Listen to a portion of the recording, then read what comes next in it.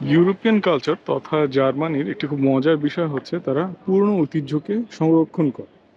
দেখবেন এখানে একটি অত্যাধুনিক বিল্ডিং, পাশেই একটি পুরনো ঐতিহ্য, একটি চার্চ বা ঐতিহাসিক একটা বিল্ডিং। এটাকে ওরা খুব গুরুত্ব দেয় এবং সাজিয়ে গুছিয়ে রাখে তাদের সংস্কৃতি এবং কৃষ্টিকে পৃথিবীর বিশ্বের মানুষকে জানানোর উদ্দেশ্যে। আমাদের কিন্তু অনেক ঐতিহ্যবাহী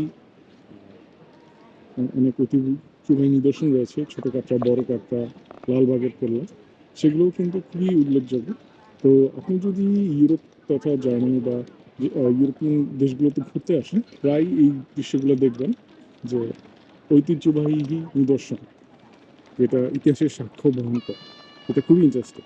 সময় পেলে অবশ্যই এইসব মিউজিয়াম বা ভিতরে এগুলোতে যাওয়ার চেষ্টা করবেন এবং তাহলে দেখবেন সত্যি অনেক কিছু জানা আছে।